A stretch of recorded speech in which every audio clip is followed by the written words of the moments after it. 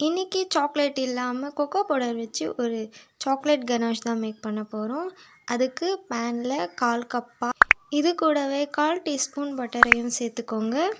இது கூடவே 1 tablespoon cocoa powder, 1 tablespoon sugar add பண்ணிக்கோங்க.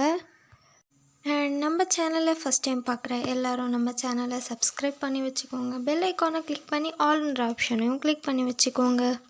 அப்போ தான் நான் அப்லோட் பண்ணுற வீடியோஸ் உங்களுக்கு நோட்டிஃபிகேஷனில் காட்டும்.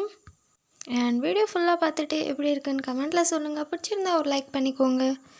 உங்கள் ஃப்ரெண்ட்ஸ் ரிலேஷன்ஸ்க்கு ஷேர் பண்ணிக்கோங்க.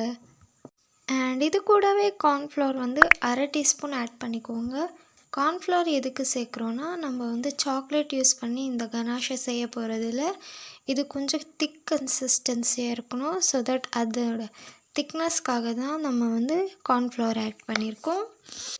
ஃபர்ஸ்ட் இதை எல்லாத்தையும் சேர்த்து கட்டி இல்லாமல் நல்லா கலந்து விட்டுக்கோங்க. கலந்து விட்டதுக்கப்புறமா ஸ்டவ்வில் ஒரு 10 நிமிஷம் ஹீட் பண்ணிவிட்டு எடுங்க. உங்களுக்கு கரெக்டாக இருக்கும். சாக்லேட் கனாஷ் டோட்டலாக டிஃப்ரெண்ட்டான ஒரு ஸ்டைலில் செய்வாங்க. நம்ம கொக்கோ பவுடர் வச்சு செய்கிறதால இந்த மாதிரி செஞ்சுருக்கோம். பாருங்கள், கார்ன்ஃப்ளவர் சேர்த்ததுனால அதோட கன்சிஸ்டன்சி கொஞ்சம் திக்காக இருக்குது.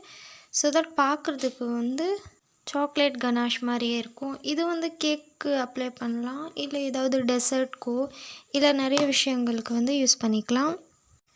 அண்ட் இதே மாதிரியான இன்னொரு வீடியோவில் பார்க்கலாம். அது வரைக்கும் பாய்.